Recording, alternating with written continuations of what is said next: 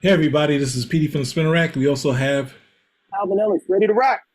well, yesterday, Captain America Brave New World finally dropped. The much maligned movie has been in reshoots and all that other stuff that's been going on. And they finally got a trailer out and we're going to check it out. But it's got a lot of buzz going on. You ready? Always ready.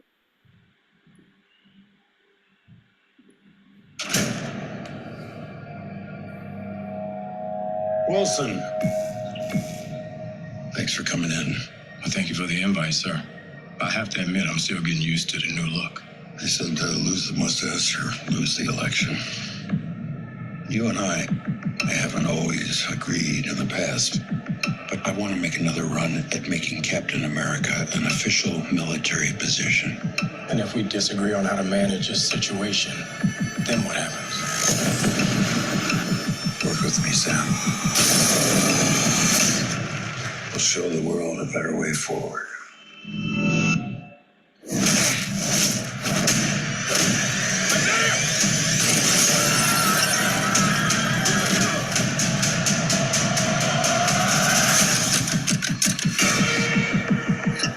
Sir, your inner circle's been compromised. Either you can't see that, or you don't want to. What if it's a trap? Global power is shifting. You're just a pawn.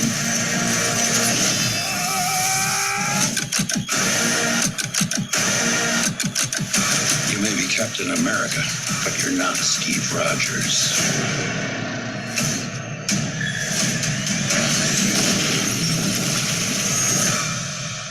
You're right. I'm not.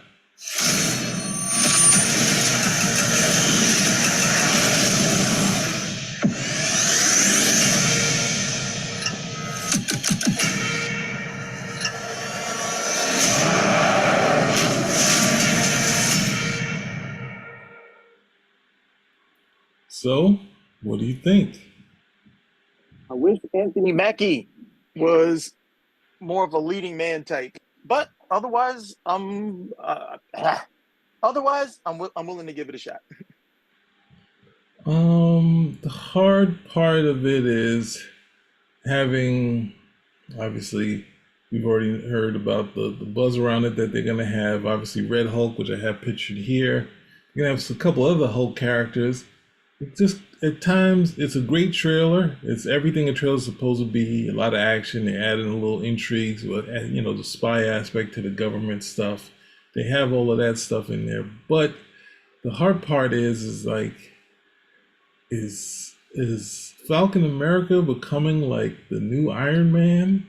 He's gonna be able to bust through planes and then be able to be fast enough to take out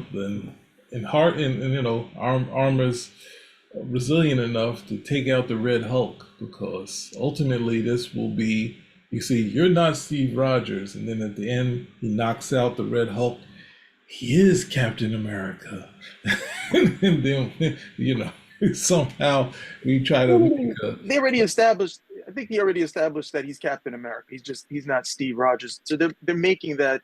Uh, they're differentiating that at the end of the day. It doesn't mean he's not as capable as Steve Rogers, but he's not.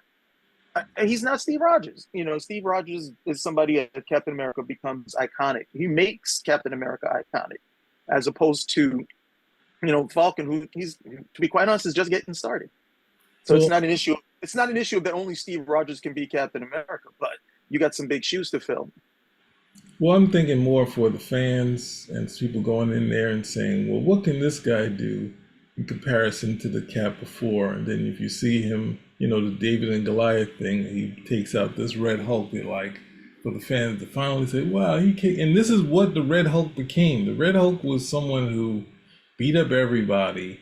And then at some point, when out of the initial storyline, because he was, kind of a gimmick, he then turned into getting beat up by everybody. Some nobody would get the Infinity Gauntlet and beat up the Red Hulk and that sort of thing. So it's just like, well, you only, well, it's a bad idea in it's a bad idea for the character that they picked to do it, because ultimately, it means everyone that was on that gamma base turned into a Hulk except for Igor. But ultimately, I have your same. I don't. I don't have issue with him as a leading. I'm just kind of tired of him. I think they've made Anthony Mackie this guy that's been supposed to be, and it's just like, was it like Pablo? Was it Pablo Schreiber? Like some of these guys that, or I mean, before that, George Clooney, before he finally hit, they tried their best to do something and it wasn't catching. It wasn't until he turned gray where they were like, it works. in an ensemble, he became kind of a guy, but he'd been on television for most of his, young life when he is, obviously a young, attractive man. And then next thing you know, he gets it when he's got gray hair. So I have that same kind of thing where it's not catching for me, even though he's been good in, a lot of movies that I've watched. But I share the same sentiments to say all that to say. This other brings into the other problem is that,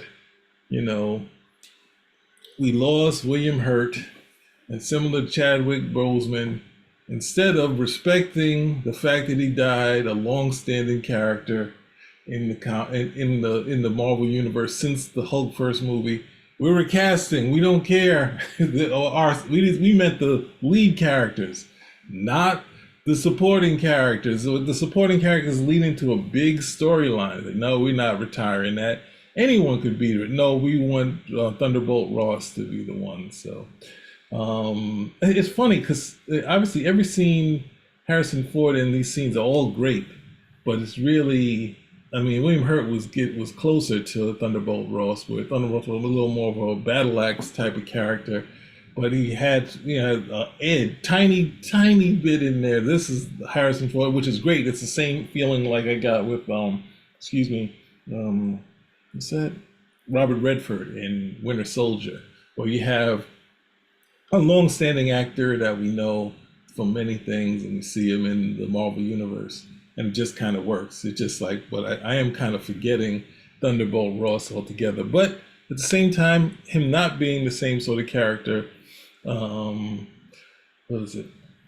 being sort of the same character, it doesn't fall. It falls less in line with the comic book, where Jeff Loeb just decided, to do what he wanted to do with Thunderbolt Ross, forgetting what the character was, forgetting what he had fought and hated all his life to make that sort of change. But what else? Was there any other thoughts you had on this? Yeah, it will be.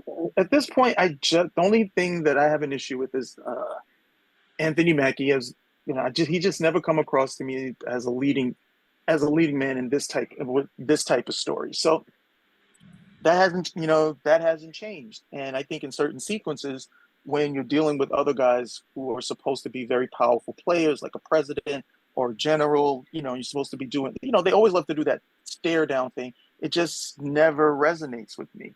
Now, the, fights and the action may, be top notch, but Anthony Mackie just never, struck me as leading male. And I think Captain America is one of those characters where you need somebody with that sort of presence. Yeah. Guess the other thing for me is this scene here, which I don't know how. If this is in a trailer, all right? So I'm just gonna turn down the audio. In the trailer, no, I didn't even do it before he gets up. Something's going on here. He gets up, the woman turns, they don't look. He does all this stuff. What are y'all waiting for? I don't care if he's the truth. You start seeing him act up, you do something about it. But in a movie, I'm pretty sure it's longer, so it's a lot of stuff where they're just like, he wouldn't do that. Oh no, he's possessed. We've seen other people be possessed, but this time it can't be the truth. It can't be. But what do you think of Falcon getting another Falcon? This is supposed to be his sidekick. Well, you mean, wasn't Joaquin Torres from the comic? Yeah, I don't know the comic book. He had a Falcon, and Falcon America had a Falcon, In the comic, I know he's Captain America. We'll keep going. Yeah, he was in the comic. When Sam Wilson becomes the Falcon, somebody takes, rather Captain America, somebody takes over as Falcon. So that's pretty much, that's pretty much what happens there. But they had already, I mean, we already knew this guy was going to come because we already saw him in the TV series, Falcon and the Winter Soldier. So this guy pretty much inherited all of the Falcon's old equipment. So that shouldn't be surprising if you remember the TV series, even though that was a bit of time ago. I don't remember him at all. Yeah. Oh. Yeah, And so- the idea that he still got the Falcon stuff, and he's got the Falcon having the Falcon stuff. So, or you're gonna have the early Falcon where he didn't have any sort of gadgets. He just kind of ran around with Cap. But we'll see. No, they're not going to do that. They like gadgets. They like This is Hollywood. They like gadgets. They like armor. They like gadgets. They like armor, and they like big and they like big apes. So 2 out of 3, they're happy. Hmm. And yeah, I don't know. Well, any last thoughts? Yeah. At this point, I just need to see the film. Everything else is just tertiary at this point. There's nothing more to be gained from a trailer. There's no surprises. I think the only thing you might have is a reveal of what the Red Hulk looks like. But aside of that, I think this film has had more than enough of its information already put on the internet. It's gotten blasted here. It might get some support there. Now it's just a matter of seeing it.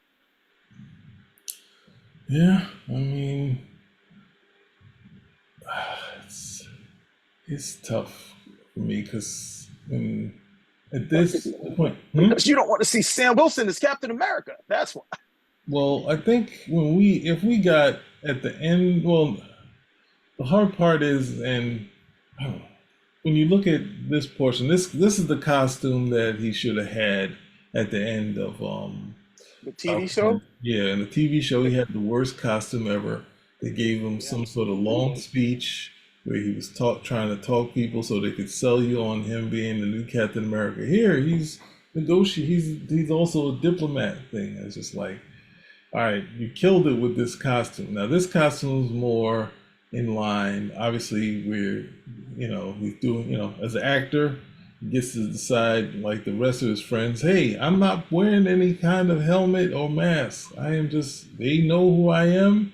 So I just will be walking around with, until I fly, then some sort of helmet might come on top of, will come appear on my head here. But it'll be interesting to see, because I think I was talking with a friend about Giancarlo Esposito and basically having a Blade type character where you basically do what you want with this character. He was we talked to Earl on another episode, he's also was a nothing character in X-Force. He wanted Cable, but he couldn't get Cable. He was terrible at his job and he was able to get beat up many a time. So now they put him in there. You have basically a Cypher. You can do what you want with them, and you have a talented guy coming in and doing that. So it's good to see him here.